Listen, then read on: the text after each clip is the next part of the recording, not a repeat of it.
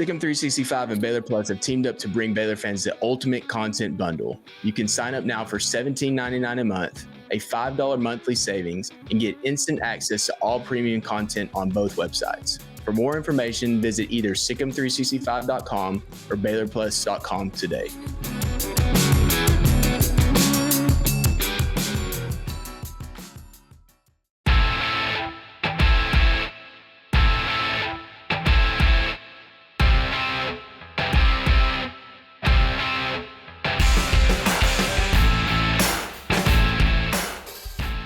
Welcome into this bonus edition episode of Inside Baylor Sports. I'm your host, Grayson Grunhafer, and today I'm with Josh Furlong, who is sports director at KSL.com in Salt Lake City and an expert on everything going on with the Utah sports program. Thanks for joining, Josh. Nice to have football back again and actually have a week one to talk about, huh?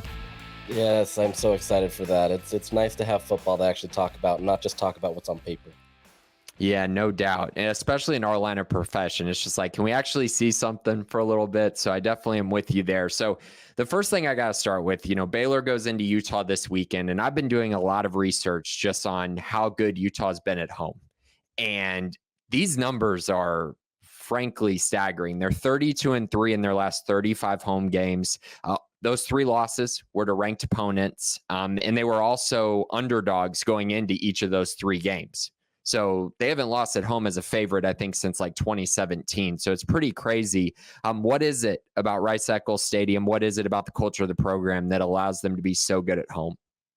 Yeah, I don't know that there's one particular thing. I think it's just a combination of everything, right? It's a good culture. The fan base really buys in and become an active part of the games. They've had a continuous sellout streak since I can't even remember how long it's been for so long, but you just have this kind of everything kind of coming together, and there's a lot of excitement about Utah football. Fans want to be able to see a good product on the field, and Utah's done a really good job of being able to put it out there. So it's been just kind of this stable thing where everybody comes to the stadium. It's a raucous environment. Utah shows out there. It doesn't always happen where they get that win, like you mentioned. But it's an environment where there's just some sort of magic or whatever you want to call it that Utah finds a way to get there, especially at night.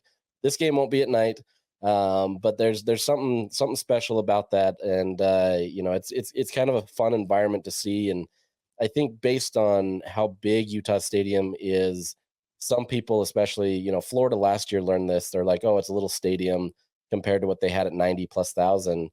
But it's loud. They find a way to be able to make it loud and turn up the excitement. And so it's become a huge advantage for Utah over the years. And it's obviously played out well in the results of the game.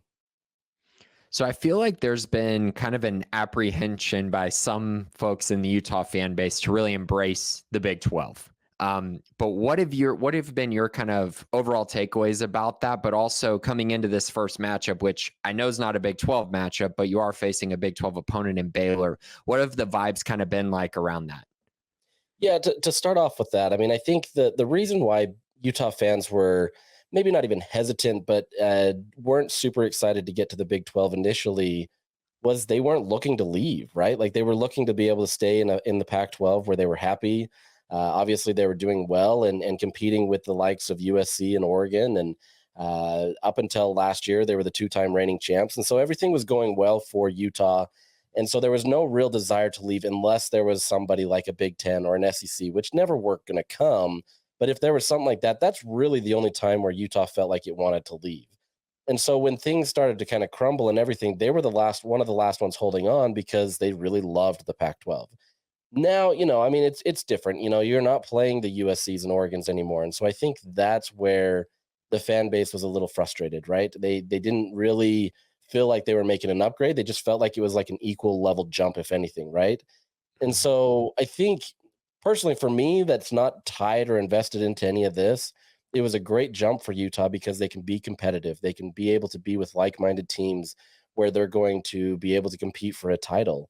And in the era of the college football playoffs, that's what's most important. You jump to the Big Ten, instead of being at the top of the league or near the top of the league, now you're maybe in the middle or something else, And so it's getting some used to for Utah fans, and I know they've gotten a bad rap on Twitter, and a lot of times deservedly so. But I think they're happy to be here. I think it's just a different environment and one that they weren't expecting. Now, for the other side of that with this Baylor game, I think there is a lot of excitement for this game simply because it is kind of that first test for what Big 12 play will be like. Yeah, they got it last year, but anybody watched that game last year and watched these teams understands the difference of what these teams are now, right? There was a lot of factors that went into last year. And so I think there's an excitement level here where unlike last year, yeah, the Big 12 was still hanging over Utah's head and they were going to be there. This is the first year where they can actually show out and kind of say, hey, here's where we can be. If, Utah really is this top team in the Big 12, like everybody's projected so far, this is your opportunity to get that first step, to be able to show what you can do. Yes, it's not going to count in the conference standings, but this is an opportunity to kind of showcase that. So I think there's excitement. They want to see how this team performs. And it's obviously an opponent that is worthy of that excitement. It's not an FCS opponent. And so I think this is really where football season begins for Utah. That makes a lot of sense. So I know on our specific board, a lot of people have been talking about Cam Rising's health and maybe how he looked in the first game of the year. And these conversations have been happening really since last year when he missed the whole season. What did you think after week one? How healthy do you believe he is? Just watching him, how close to 100% do you feel like he is? Yeah, I think in terms of throwing mechanics and everything that way, I think he is 100%. In terms of maybe his running ability, he did look a little different. Not a ton. He was never one of those guys that was going to be just like blazing speed. But there did seem to be a little bit of a lag, maybe, and maybe that's kind of shaking the rust off and having to do that after not really doing that for much of the year. But getting to watch some of that in spring where he was able to run, I think it's there. I just think he was trying to kind of limit it a little bit. So. By all accounts, he's healthy, right? They're going to do whatever they can to keep him that way. I don't think there's any fear or worry that he's in a precarious spot other than just, the nature of football. But this is a guy that, has put in the work. He's ready to go. And by all accounts seems healthy and has been able to do whatever he needs to be on the field. So he's back, and then also Brandtkeithy is back, and he made an absolute statement in the first game of the year. And I mean, he's a superstar. We all know that when he's been healthy, he's been really, really good. How big of a mismatch is he? And do you feel like he's kind of one of those X factors in this specific matchup against Baylor? Yeah, absolutely. Brandtkeithy is one of those guys where he's not generally your prototypical tight end. He's not the biggest guy who's going to mix it up on the line. He's a bigger wide receiver, where you could say.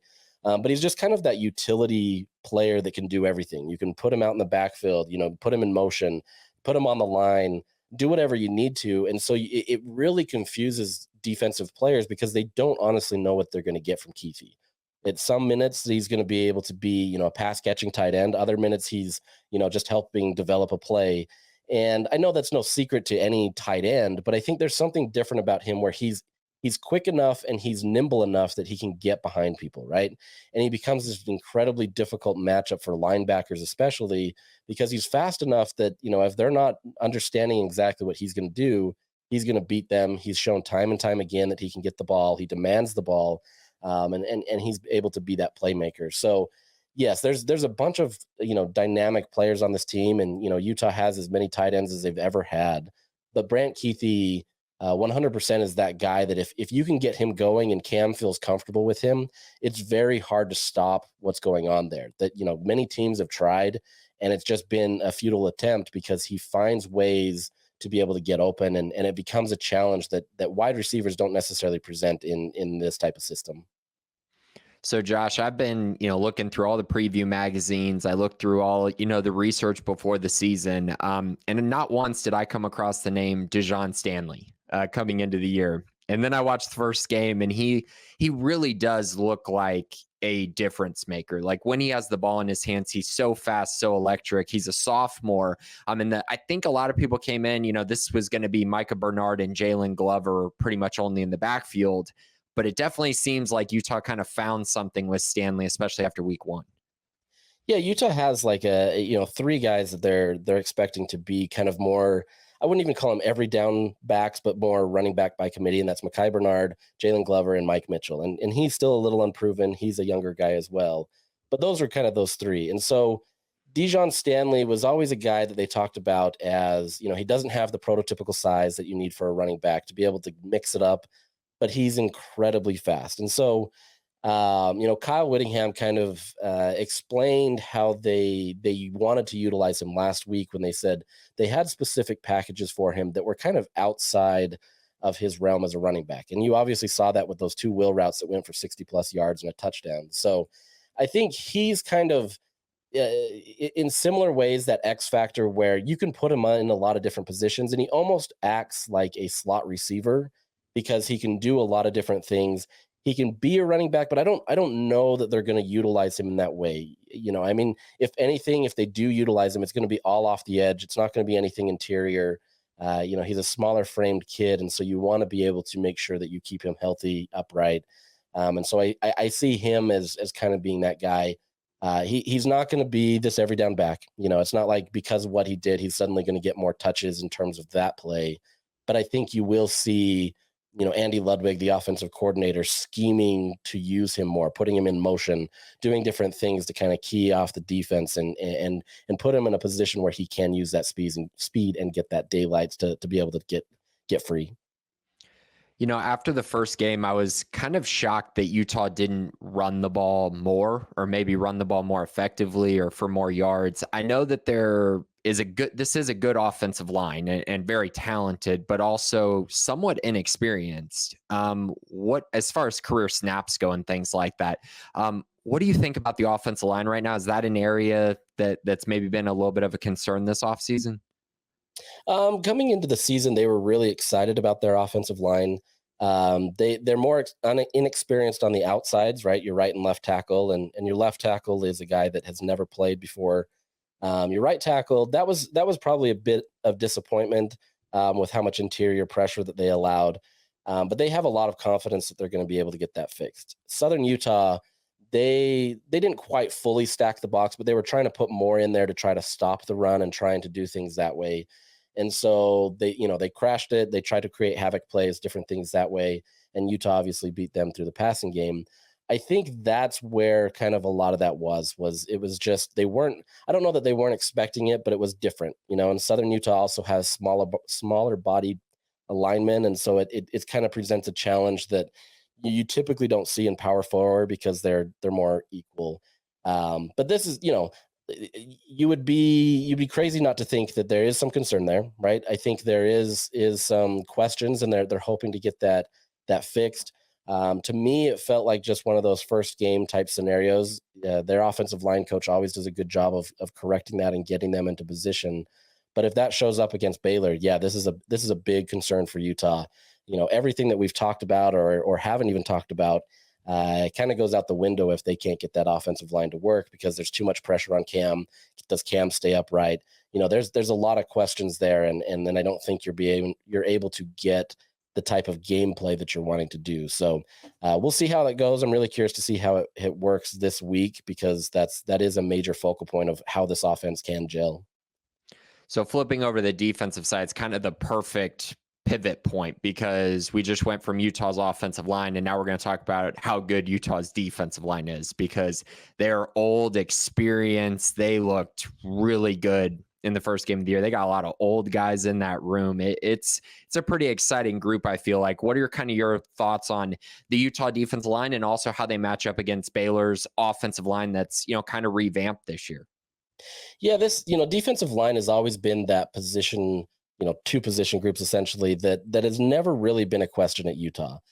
For whatever reason, they've been able to just continually stack classes upon classes of talented guys in that room that buy in, that understand Utah's culture, and they do well. So, there's a lot of veteran skill players there, the defensive ends, especially, that's probably the deepest they've ever been, more so in the sense that they have guys that could be starter caliber players, right? They've always been deep, but never to this level. And so you're getting a defense that knows what it's doing. They've played very well together. And so to me, they have the advantage against this Baylor offensive line simply because of how much they've been able to gel. Obviously, like you mentioned, this offensive line maybe isn't perfect yet. I think if Utah were to play Baylor in a few weeks from now, I think maybe it's a different story. I think that offensive line gels a little bit more. You would obviously have more experience there. But I think this is a situation where Utah can do a lot of damage because they can take advantage of those early miscues, right? And they can kind of get in there and create some doubt maybe in some scenarios. Morgan Scalley, their defensive coordinator, loves to do different things to disguise things, twists or whatever you want to call it, to be able to get in there. And so I think this is a veteran unit that has a lot of potential to get in that backfield, and it's going to make this offensive line work tremendously hard. And I'm curious to see that battle, because I think this is honestly where that game is won. If Utah's defense can create havoc plays, they can really put Finn into some situations that he's uncomfortable in. I think that really benefits Utah, and I think that's the tone of the game. So on kind of a different side of things, maybe a little bit of a negative going into the week, Keenan Johnson, the starting cornerback for Utah, ruled out for the season. I saw your article on this and read through it as well. And it seems like the Utah staff is fairly confident in the guys that they have kind of backing him up. But to you, how big of a loss do you feel like he is? And what are your expectations for the replacement there? Yeah, this was a position group coming into the season where there's just not a ton of experience. They have guys, but they just don't have a lot of reps to give them the confidence that they want. Utah likes to also run out of the nickel a lot, and so they have some different things that they mix up. So with Kenan Johnson out, that really hurts their ability to be able to have those top end guys that have that experience to be able to do it. With that said, they feel confident. They feel confident in what they've got. Obviously, at this point in the season, they have to, because they don't have any other tape to say that they shouldn't be. They've got a guy in Smith Snowden. He is their designated nickel. They believe that if they needed to put him on the outside, they could put him in there. He's a player that understands both positions really well and can step up. Maybe not to the immediate level that a guy like Kenan Johnson was doing, because that was his primary position, but he understands it to the level that they feel confident in. Outside of that, they do have Elijah Scooby Davis. He filled in for Kenan once he left, got a pick. So, I mean, he's able to do what they need him to do. He just doesn't have those reps. He's not as technically sound. And so there's going to be some things where maybe they feel like he's not able to be up to snuff. And then they get Cam Calhoun. He's a Michigan transfer, comes in, had offseason surgery, still kind of coming back into the system. So he's about a month behind in terms of where Utah wants him to be. He's another guy that if he can get up to speed quickly, he's probably already better than Elijah Davis. He's going to be in that mix. And then they can flex Snowden out back to be a nickel and doing whatever. But they feel like they've got enough that they can mix and match. Teo Johnson, who's also a safety, he can come in and play in that position where he's played before. So it might be a little Band-Aids for a minute, but they feel like they're good. And, until something else happens, that's the confidence level that they can have, because nothing else is out there for them, because they're just kind of hoping and praying that everything works the way that it should. Is that the area that you have the biggest concern about on the defense going into this game against Baylor? No, for sure. I mean, I think especially with Baylor's wide receivers, this is an area where if things get going early, this becomes a difficult challenge, and you're going to have to see Morgan Scalley come into halftime and kind of retool and do different things. But if that cornerback room can withhold that, yeah, I think Utah has the defense to be able to contend. But it's really just on the outside where the biggest question is in my mind of how they can contend with what Baylor's trying to do. And as far as just kind of you look at this game and you're kind of evaluating, okay, who's going to win this game? Baylor versus Utah. Baylor's I believe it's still 15-point underdog going into this game. What are kind of your thoughts on who wins this game, and just kind of what are a few of your keys to who's going to win this one? Yeah, I kind of tipped my hand a little bit earlier, and I said trench play is going to be key. If Utah can kind of set the tone there and really establish what they want to do, be the physical team, be the one that kind of sets that tone, I think that really sets up well for Utah. This is a team that brings in a ton of skills players on offense. They're a much more dynamic team than what they had last year. Cam Rising understands defenses very well and can see how they're kind of trying to develop. Does that mean he's perfect? No, but I think he understands it to a level that Utah didn't even have close last year. if they can get that offensive line play to gel, if they can get the defensive line to create havoc plays, and if they can get Cam to be effective in the passing game, I think this is a pretty comfortable Utah win. That doesn't mean it's, a 15, 20 point blowout. It could be. I could see this being closer, but at the same time, I think this is an advantage to Utah as long as they stay within themselves. They don't try to overdo anything, and they play as if they are the top dog. I think sometimes that's the tough thing as the top team is playing knowing that you're going to get everybody's best because everybody wants to knock you off that pedestal. So curious to see how that goes. But to me, I think that's kind of how you win. Starts with trench play and just kind of go from there. Do you have a score prediction? It's a good question. I think earlier today I started looking at it. I think I put it at what did I put it at? I think 38-20 or something like that. I can't remember what it was. So that'll be my pick, and I'm going to be completely wrong, and it'll be a 4-point game, and we'll figure that out from there. Awesome. Josh, do you have any recommendations for Baylor fans coming out to Salt Lake City? Any restaurants or things like must things to do? Yeah, it's a lot of fans here in Utah. They love to tell people to come to Red Iguana. It's a Mexican joint. It's, to me, like, it's good, but it's not the best out there. So there's other ones. But I'd say if you're here for a short time, hit up Lucky 13.